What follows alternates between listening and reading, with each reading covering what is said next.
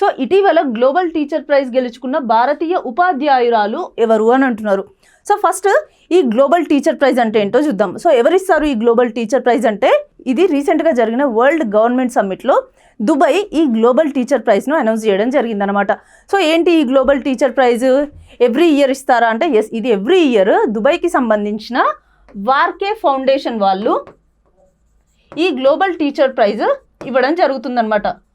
So ఈ వార్కే foundation వాళ్ళు Gems education అని ఒక సంస్థని స్థాపించారు.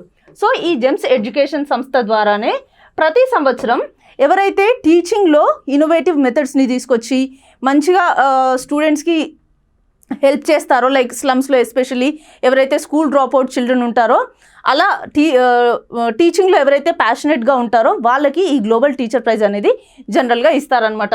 సో జెమ్స్ ఎడ్యుకేషన్ వాళ్ళు ఈసారి ఇచ్చిన గ్లోబల్ టీచర్ ప్రైజ్ యొక్క ఎడిషన్ 10th ఎడిషన్ అనమాట. సో ఎవరికి వచ్చింది ఇందులో ప్రైజ్ అని అంటే మనకు ఆప్షన్స్ ఏమిచ్చారు? Savita Sharma, Rubal Nagi, Sunita Williams and Kiran Mazumdar Shaw. So ఈసారి ఈ global teacher prize Rubal Nagi అనే లేడీకి వచ్చిందనమాట. సో ఎవరు ఈ రుబెల్ నాగి అంటే?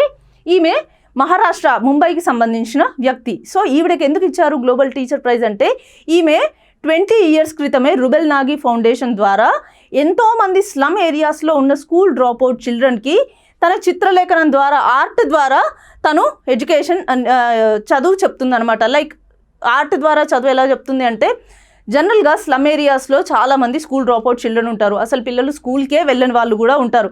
సో అలాంటి పిల్లలందరికీ కూడా తను ఏం చేస్తుంది, స్లమ్ ఏరియాస్లో ఏవైతే మాసిపోయిన గోడలు, పాతబడిపోయిన ఇల్లులు ఉంటాయో ఆ గోడల మీదే తను వాళ్ళకి చదువు చెప్తుందనమాట. ఒక ఫార్మల్ స్కూల్ అలాంటివి ఏం లేకున్నా కూడా ఆ గోడల మీదే తను ఆర్ట్ రూపంలో like maths, science, history, social ఇలాంటివన్నీ కూడా ఆ పిల్లలకి టీచ్ చేస్తుందనమాట. సో గత 10 సంవత్సరాలలో తను ఫౌండేషన్ ద్వారా more than 10 lakhs చిల్డ్రన్ మళ్ళీ ఫార్మల్ ఎడ్యుకేషన్లోకి ఎంటర్ అయ్యారనమాట.